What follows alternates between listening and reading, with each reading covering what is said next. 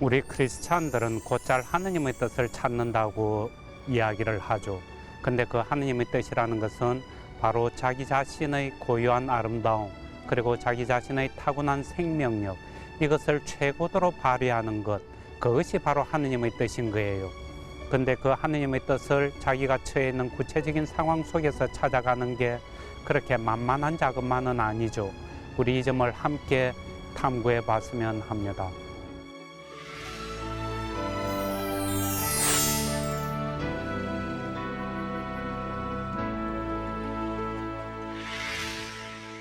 성부와 성자와 성령의 이름으로 아멘. 주신 예수님, 저희들 복음 관상 기도를 통해서 당신의 발자취를 쫓고 있습니다. 그러는 가운데 이제 저희들 하느님의 뜻이 무엇인지 잘 식별하고 선택할 수 있는 그 방법을 배워나가고자 합니다. 모쪼록 하느님의 뜻을 식별할 수 있는 지혜를 더해 주시고 식별한 것을 선택하고 행동으로 옮길 수 있는 용기와 힘들을 더해 주십시오. 저희들 내면 속에서 일어나는 깊은 영적인 움직임들을 더 잘 알아들을 수 있게 하시고 참된 것과 거짓된 것을 분별할 수 있는 힘들을 더해 주십시오. 주신 당신 이름으로 기도드렸습니다. 아멘. 성부와 성자와 성령의 이름으로 아멘.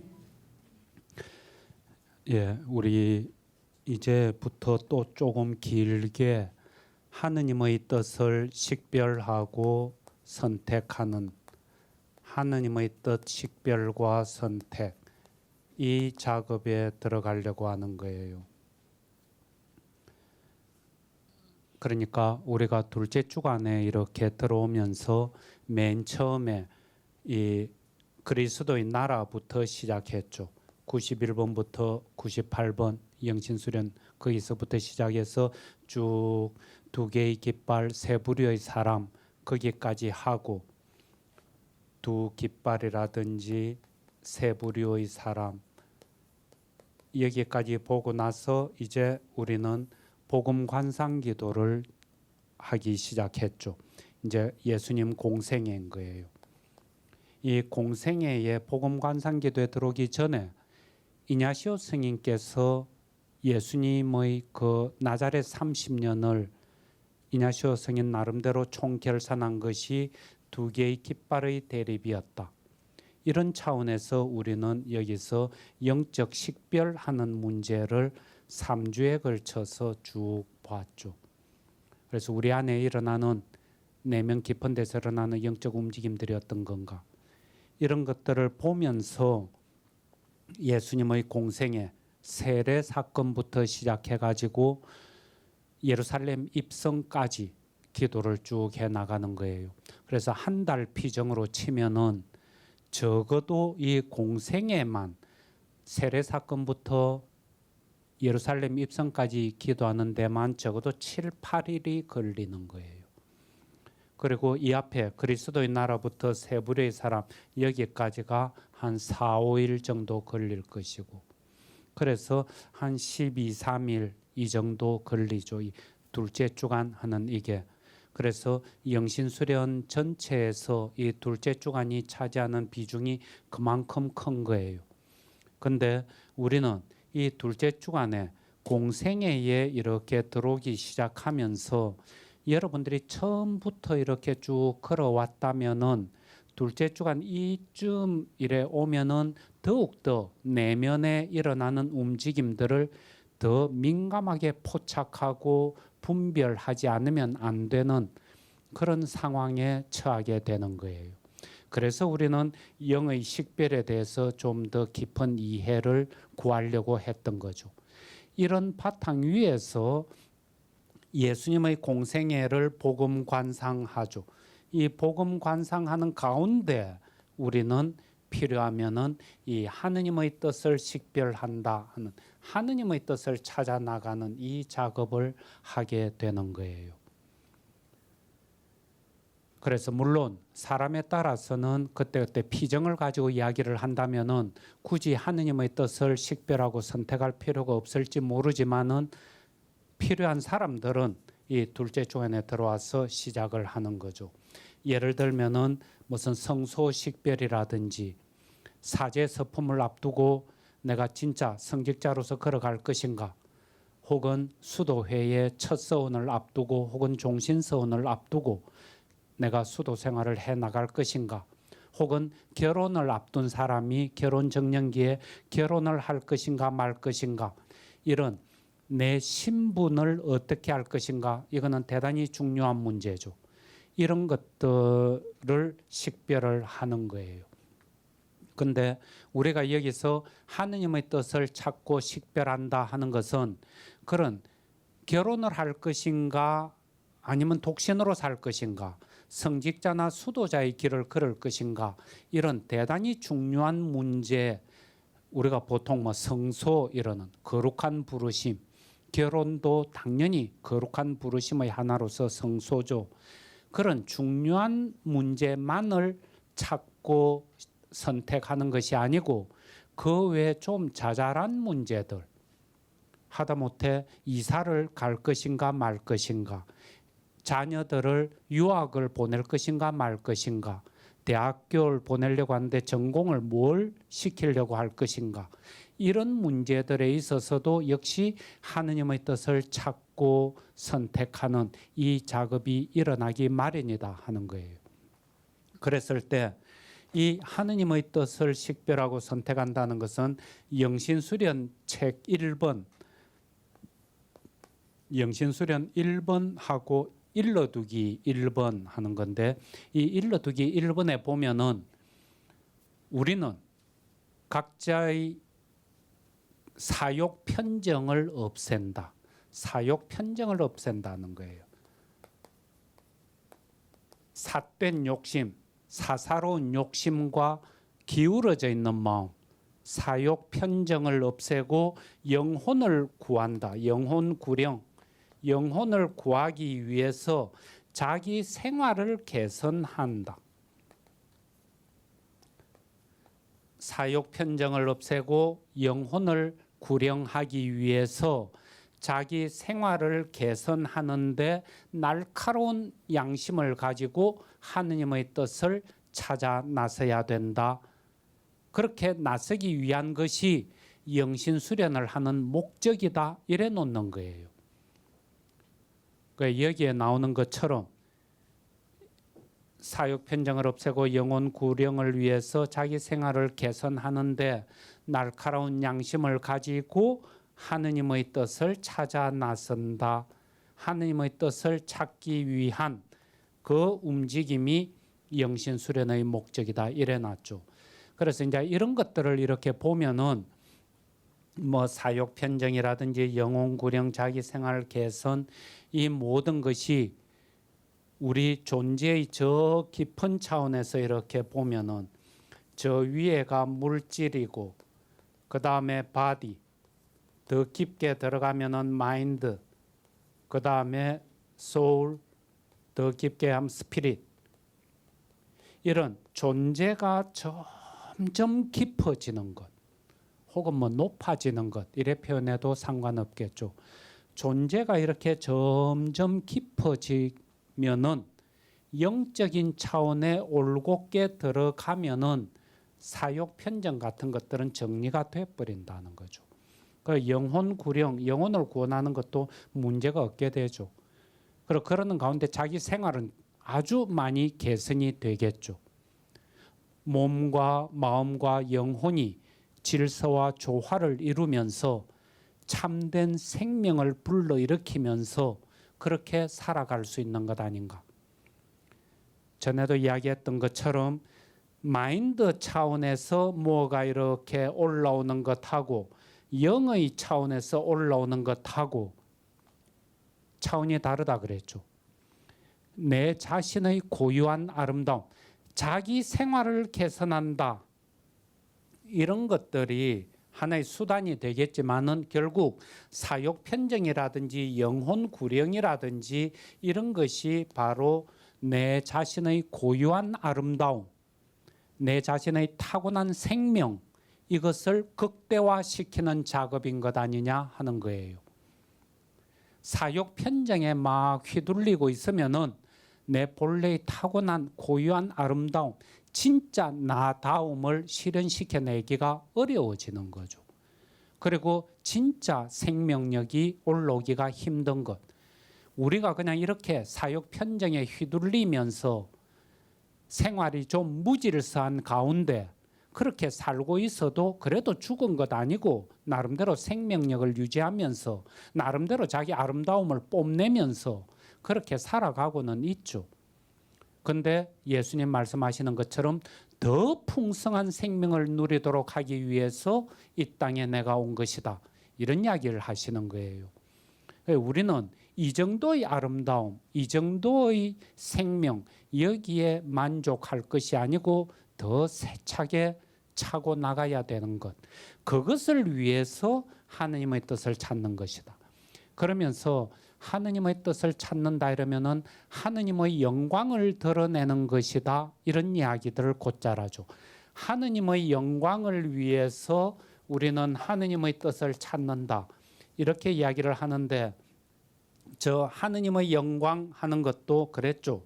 그냥 피조물인 인간을 비롯한 온갖 피조물인 우리랑은 별개의 독립된 존재로서 하늘에 계신 그 하느님의 영광을 우리는 노예처럼 굽신거리면서 영광을 위해서 땀 흘리고 노력해야 되는 이런 이야기가 아니고 하느님의 영광을 드러낸다 하는 것은 이거는 바로 내 자신의 고유한 아름다움, 고유한 생명, 고유한 가치, 고유한 의미 이런 것들을 온전히 실현시켜내는 것.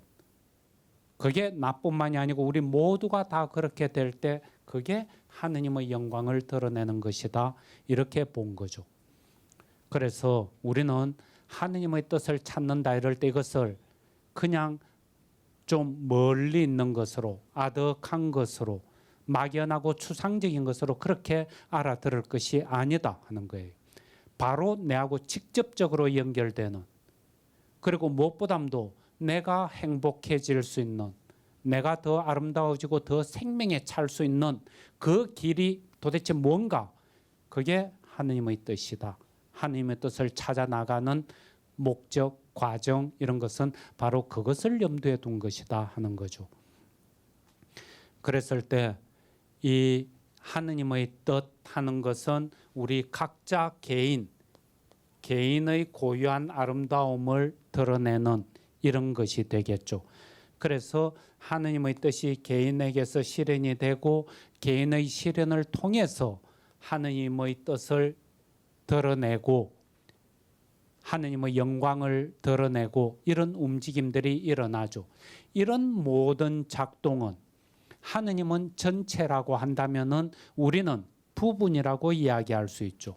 전체가 우리 부분 안에 그대로 들어와 있고 우리의 부분은 또 전체 안에 그대로 들어가 있고 이런 하느님이신 전체께서는 한 분께서는 각자에게 다 나뉘어지면서 들어가시려고 온전한 하느님 한 분이 여기도 들어가시고 저기도 들어가시고 들어가시려고 계속 움직이시고 많은 우리는 한 분이신 하느님을 향해서 또 계속 들어가려고 움직이고 이 모든 원리의 기본 핵심은 마지스 정신이다 하는 거예요.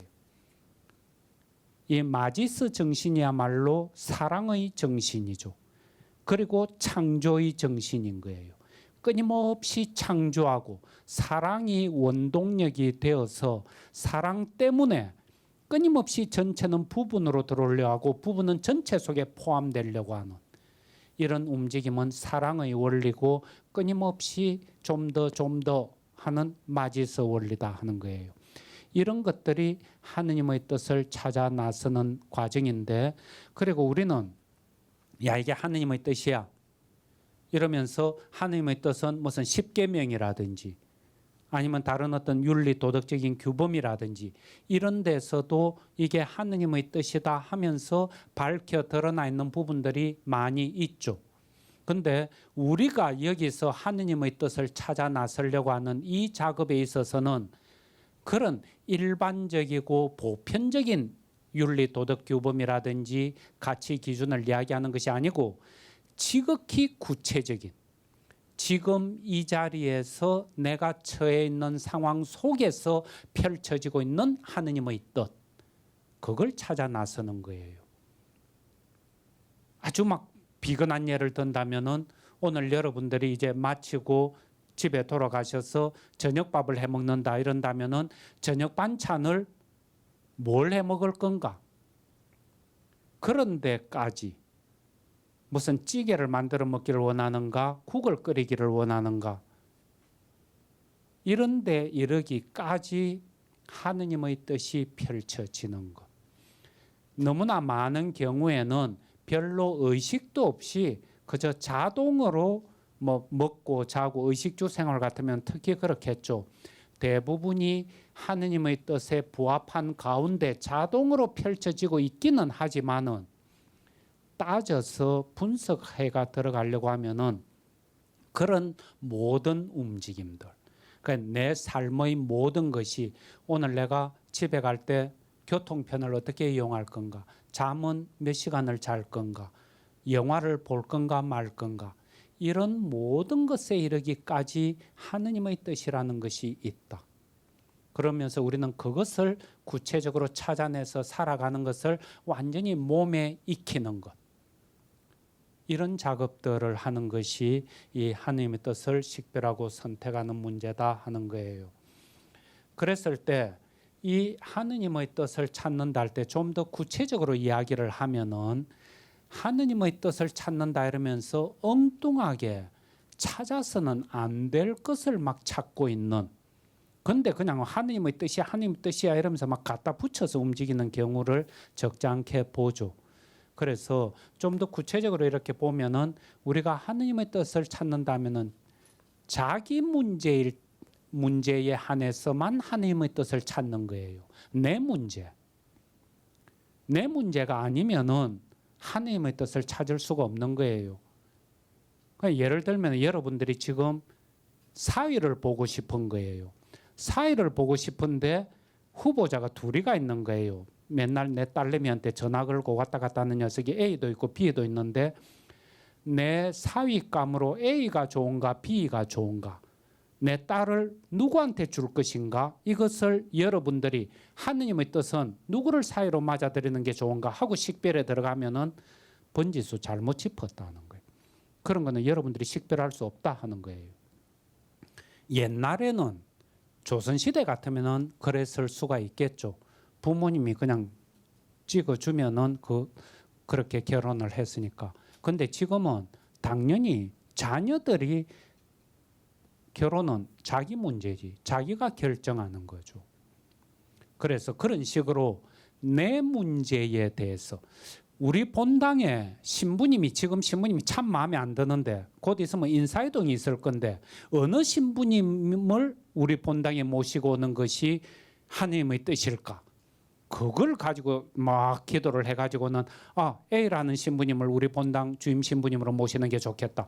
그래가지고 추기경님한테 전화 편지를 써가지고 내가 기도했더니 하느님의 뜻이 이랬다고, 이 신부님을 우리 본당 주임 신부님으로 보내라고, 이런 식으로 이야기하면 곤란하다 하는 거예요. 내 문제여야 한다. 내가 지금 현대백화점에서 세일하는데 원피스를 하나 살까 말까, 그 여러분 문제죠.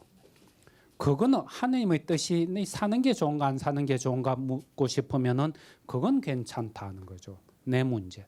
근데 이 내 문제를 푼다 하는 데 있어서는 예외가 두 가지가 있는 게 자문적 식별하고 위탁적 식별하는 두 개가 있는 거예요. 자문은 글자 그대로 자문인 거예요. 딸내미가 내가 봐도 참 착하죠. 근데 이 딸내미가 시집을 가려는데 남자 둘이가 계속 옆에서 치근덕거리는 거예요. 엄마는 평화방송에 하는 그 영성 강의도 막 가서 듣고 피정도 하고 이러니까 하나님의 뜻을 잘 식별할 수 있을 것 아니냐. 엄마가 한번 식별을 한번 해봐라. 그러면은 엄마 이야기를 내가 잘 참작해가지고 결정을 할게. 그 말을 듣고 여러분들이 자 사익감으로 누가 좋을까 하고 식별에 들어가는 것. 자문을 해주기 위한 식별. 이거는 내 문제가 아니고 내 딸 문제지만은 가능한 거예요. 그때는 이제 하나님 뜻이 어떻는가 볼 수 있죠. 근데 이 딸내미가 한술 더 떠가지고 이 진짜 엄마 말 잘 듣는 애죠. 그래가지고 엄마 나 지금 이 둘 다 뭐 마음에 들고 괜찮은데 나는 누가 뭐라 그래도 엄마의 식별이 최고라고 생각을 한다. 엄마가 결정을 해주면은 난 그게 바로 하나님의 뜻이라고 난 알아듣겠다. 그러니까 엄마가 기도 좀 해보고 식별을 해달라. 이거는 완전히 위탁하는 거예요. 완전히 맡겨버리는 것. 그래서 어머니의 식별을 자기의 식별로 삼아버리는 이런 경우에는 딴 사람 문제라도 식별을 할 수가 있죠. 이냐시오 성인의 경우에도 이런 예는 많이 있는 거예요. 이냐시오 성인 이 수도회마다 수도자들은 3대 서원을 바라죠. 청빈, 정결, 순명. 근데 청빈이라는 내용은 수도회들마다 조금씩은 달라요. 근데 우리 예수회 같으면은 이거는 절대 청빈이죠. 탁발 수도회다 이래 가지고 개인이 재산을 소유할 수 없는 것은 말할 것도 없지만은 수도회 자체도 재산을 소유하지 못하게끔 돼 있는 거예요. 그래서 이냐시오 성인께서는 그러니까 우리는 다른 사람들로부터 동량을 받아 가지고 그 동량 받은 돈으로 먹고 자고 하면서 일을 하게끔. 그래서 딴 사람들이 아무도 안 도와주면은 먹고 자는 거는 고사고 일 자체를 못 하게 되는 이런 상황이 되는 것. 근데 이게 과연 하느님의 뜻인가? 예수회가 탁발 수도회로서 절대 청빈을 살아내기를 원하는가? 샬트르 바오로회라든지 이런 바오로 영성을 사는 수도회하고 이런 점에서 확실히 다르죠.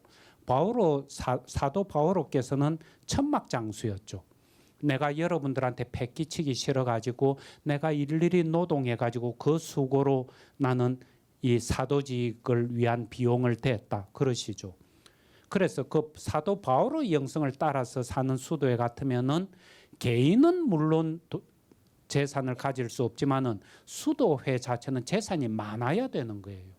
돈이 많아야 그만큼 일도 더 많이 할 수 있겠죠. 근데 이제 우리는 그 사도직에 드는 비용까지도 후원금을 받아라. 동량을 해라. 그래서 그 받은 것 가지고 써라. 이래 되는 거. 그것을 식별을 할 때 이냐시오 성인 그 예수의 초창기 예수회원들이 있죠. 그분들이 이냐시오 성인한테 이래 맡겨드리죠. 네가 식별을 한번 해봐라. 그러면서 네 식별을 우리가 좀 참고해가지고 그렇게 하면 좋겠다.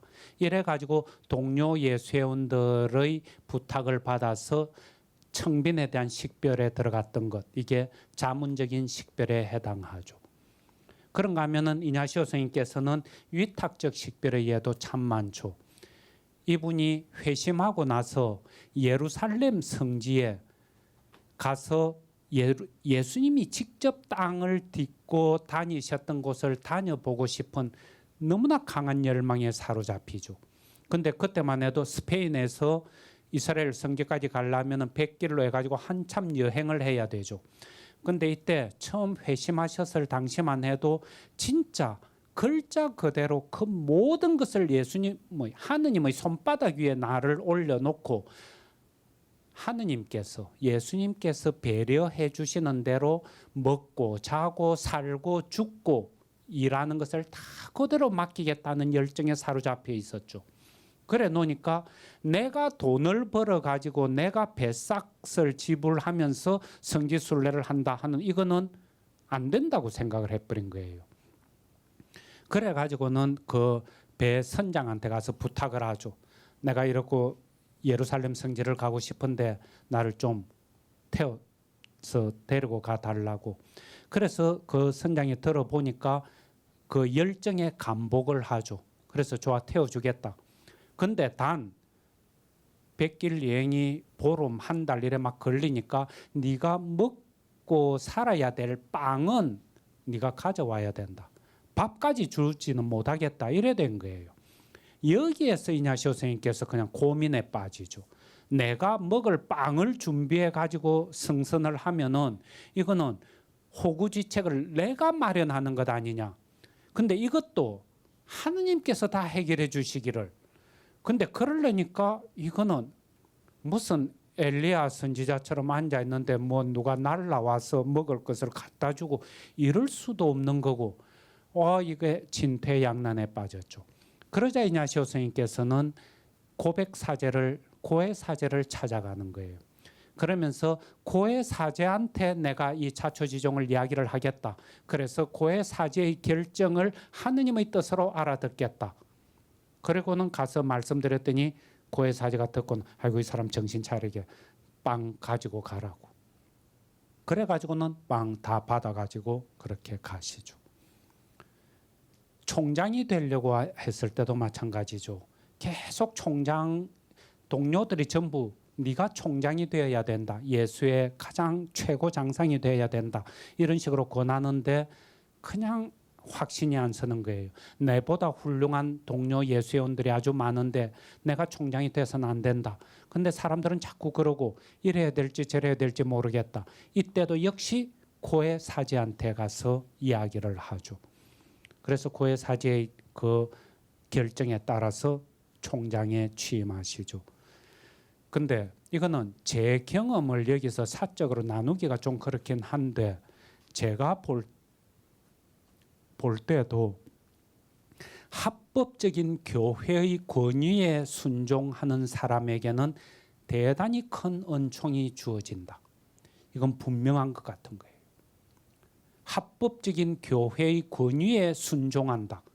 그래서 만약에 여러분들도 뭔가 내 나름대로 중요한 결정을 해야 되겠는데 이래야 될지 저래야 될지 계속 감이 안 잡히고 망설여지고 이럴 때는 여러분들이 신뢰할 수 있는 어떤 신부님도 좋고 수녀님도 좋고 그분한테 내가 이야기를 하고 그분이 이런저런 결정을 내려주면은 그걸 하느님의 뜻으로 그대로 내가 받아들이고 실행을 하겠다. 이 생각만 딱 갖춰지면은 그대로 할 때, 그리고 그 식별에 따라서 거기에 쫓아서 움직여 나갈 때 그런 영혼에게 아주 많은 은총을 내리시는 것 아닌가. 이거는 좀 참고해 둘 필요가 있겠다 싶어요. 어쨌거나 이런 식으로 자기 문제에 대해서 하느님의 뜻을 찾을 수 있는 것이지 다른 사람 문제에 대해서 함부로 찾을 수는 없다 하는 거. 그 다음에 두 번째는 자기 문제임과 동시에 이 문제를 스스로 결정하고 처리할 수 있는 권한 내지는 권리가 있는 문제여야 한다는 거예요. 내 문제라 하더라도 내 스스로 결정할 수 있는 권한이 없으면 안 된다는 거죠. 이 스스로 할 수 있는 권한 내지는 권리가 있어야 되는 것. 이런 예를 이 일상의 삶 속에서 어떻게 찾아내야 될지는 모르겠는데 그냥 우리 수도자들 같은 경우에 보면은 뭐 본당 신부님들이 이동하는 것도 그렇죠. 이런 조직 안에서 이렇게 볼 때 내가 도대체 수도회 안에서 어떤 일을 하고 사는 게 제일 좋을까 이렇게 막 고민을 해보니까 나는 서강대학교에서 대학 사도직을 할 게 아니고 피정지도를 하면서 영성사도직을 하는 게 더 좋다. 그래가지고 다 이래 식별을 했더니 하느님의 뜻이 점괘가 순천에 내려가서 순천 영성센터에서 피정사도직을 해라. 이래가 점괘가 나온 거예요. 근데 좀 있다가 또 소임 이동 발표가 탁 나는데 그냥 대학 사도직으로 탁 발령을 내버린 거예요. 그러면 이제 제 딴에는 내가 하나님의 뜻이 어디 있는가 그렇게 열심히 기도하고 식별했는데 광구장이라는 사람은 우리 수도의 제일 어른이라는 사람은 평소에 기도도 안 하고 하나님의 뜻을 식별할 줄도 모르고 이래가지고 엉뚱하게 발령을 낸다고 그런 식으로 고함 지를 수 있는가? 아니다 하는 거예요. 내가 영성사도직을 하면서 살아갈 건지 교육사도직을 하면서 살아갈 건지 내 문제죠. 내 문제이기는 하지만은 이것을 내가 가고 싶다 해가지고 여기도 가고 저기도 가고 그럴 수 있는 권한이 내한테 없죠. 나를 어디로 파견을 시킬 것인가 하는 것은 위에 장상의 권한인 거예요. 그래서 그런 경우에는 내가 하나님의 뜻이 어디 있는가 식별할 수 없는 거예요. 이제 이럴 경우에 내가 할 수 있는 것은 난 진짜 하느님의 영광을 위해서 그리고 내 자신의 진짜 고유한 탤런트를 살려내기 위해서 학교에 있는 것이 좋은가 피정집에 있는 것이 좋은가 고민을 했더니 어느 쪽이다고 이렇게 딱 결론이 난 거예요. 하나님 뜻이 이런 것 같다. 그러면은 이 이야기를 파견을 시킬 사람, 윗사람에게 내가 식별해 보니까 이랬는데요. 나를 이 자리에 보내주십시오 하고 이야기를 하는 것이 하느님의 뜻인가? 아니면은 그냥 안 하고 기다리고 있으면서 인사이동, 발령이 나면은 그냥 그대로 쫓아가는 것이 하느님의 뜻인가? 그 점에 대해서 식별하고 행동할 수는 있는 거죠. 그런 것이지 내 권한에 속하는 문제가 아니기 때문에 함부로 이야기할 수는 없다 하는 거예요. 그런가 하면은 세 번째로 이거는 또 지금 내가 무슨 행동을 취할 수 있는가 이것을 묻는 것이지 어떤 예언자적인 지식을 구하는 것이 아니다 하는 것. 예를 들면은 제가 수도회의에 들어오려고 할 때 내가 결혼을 안 하고 수도회의에 들어가는 것이 하느님의 뜻인가 이래가지고 그때 식별을 내가 하나님께서 지금 수도에 들어가라 하신다 이래가 식별해가 들어오죠. 이제 그런 식으로 식별을 해가 움직일 때 예언자적인 지식을 구하는 것이 아니고 지금 이 자리에서 내가 무슨 행동을 취하기를 원하시는가 이 점에 대해서 하느님의 뜻을 찾는 것이다 하는 거예요. 그 말은 하느님께서는 내가 죽을 때까지 사제로서 수도자로서 그렇게 살다가 죽기를 원하시는가 아닌가 여기에 초점이 가 있는 게 아니고 그냥 지금 그러니까 내가 지금 수도에 들어갈까 결혼을 할까 뭔가 결정을 해야 되는데 지금 현재 내가 어떤 행동을 취하기를 원하는가 이걸 원하시는 거예요. 그 점에 대해서 하느님의 뜻을 찾는 거다 하는 것. 그 말은 그래가지고 수도회의에 들어왔죠. 그래서 신부까지 됐어요. 그래가지고 몇 년 더 살다가 하느님의 뜻이 그때 가서 다른 걸로 바뀌게 되거나 아니다 싶으면은 다른 길로 갈 수도 있는 것이다 하는 거예요. 그런 식으로 다른 길로 그때 간다 이래가지고 처음에 들어올 때 수도자가 되려고 할 때 하느님의 뜻이 아닌데 내가 괜히 고집을 부려가지고 하느님의 뜻을 잘못 읽어서 들어와서 결국은 저런 식으로 나가구나 이렇게 볼 수도 있고 아니면은 처음부터 들어올 때는 제대로 들어왔고 지금도 하느님께서는 수도자로서 살아가기를 원하시는데 그냥 헛바람이 들어가지고 잘못 판단해가지고 지가 옷 벗고 뛰쳐나가버리는 그래 지금 잘못하는 것일 수도 있고 어떤 가능성도 있지만은 들어올 때도 하느님의 뜻을 제대로 읽어가지고 들어왔고 나가는 지금도 하느님의 뜻을 제대로 읽고 나가는 수도 있다 하는 거예요. 우리는 하느님의 뜻을 찾는다는 것은 늘 변화되어 가는 가운데 관계적인 상황 속에서 그렇게 하느님의 뜻을 찾는 것이지 그저 고정불변의 하느님 뜻이 탁탁 있는 것이냐 그래서 그것을 찾아내고 그대로 살아내지 않으면 안 되는 것이냐 이렇게 생각하면 곤란하다 하는 거예요. 살아계신 하느님 아버지 당연히 우리의 이 상황들은 끊임없이 변화되고 있고 살아서 막 움직이고 있는 거예요. 그래서 5년 전에는 수도 생활을 하는 것이 마땅하고 좋았는데 5년 후에는 수도 생활을 안 하는 것이 오히려 마땅하고 좋을 수도 있다 하는 거죠. 그때 변화되어 가는 것. 그것을 보고 움직이는 것이지 고정불변된 그래서 수도에 한번 딱 들어오면은 죽어나 사나 이제 이게 하나님의 뜻이다. 그래가지고 그대로 그냥 가는 것, 이런 이야기를 하자는 것이 아니다 하는 거예요.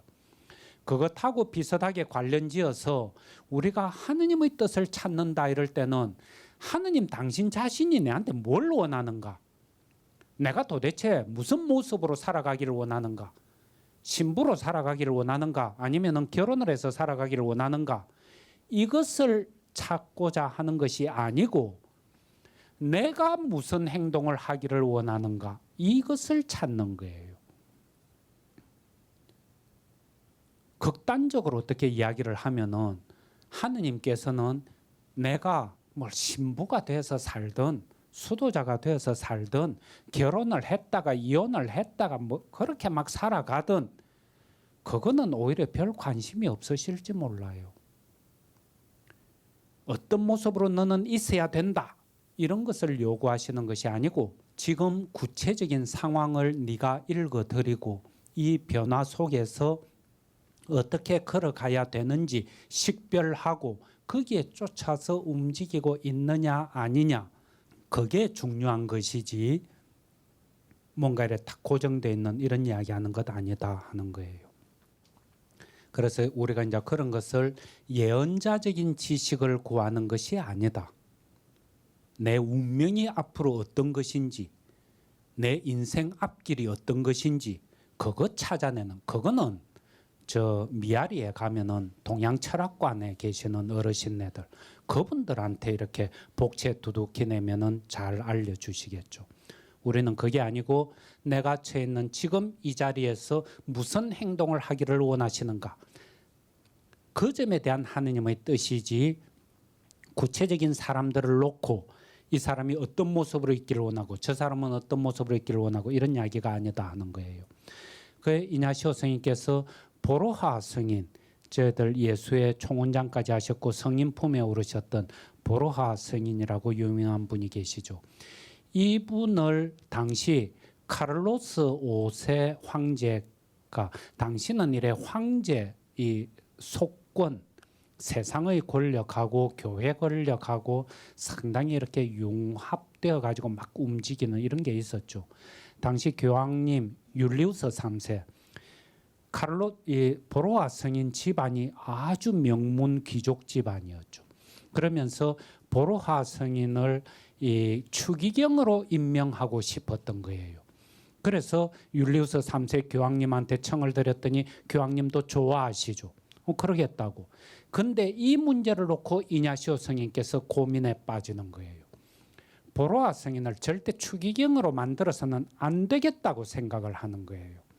그랬을 때 자기가 고민하는 것은 하느님께서 보로아를 추기경으로 만들기를 원하시는가 안 만들기를 원하시는가, 이건 나는 모른다.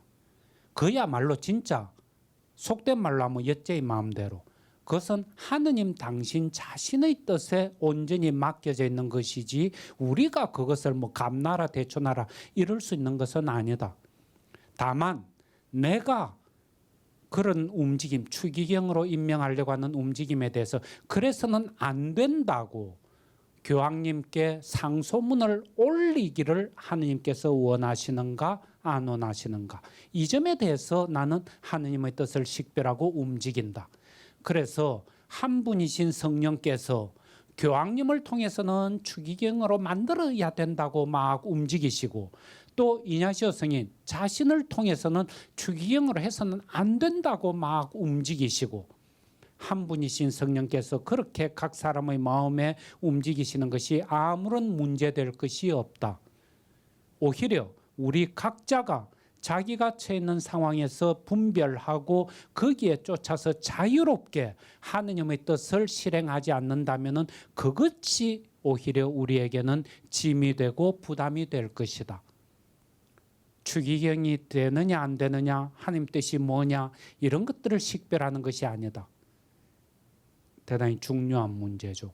그래서 우리가 걸핏하면은 하나님의 뜻을 찾는다, 하나님의 뜻을 찾는다 막 이런 식으로 이야기를 하는데, 구체적으로 내가 지금 식별하려고 하는 것이 뭔지, 이게 진짜 식별할 수 있는 문제인지 이런 것들을 사전에 잘 점검을 하고 하나님의 뜻을 식별 작업에 들어가야 되는 것 아닌가 하는 거예요.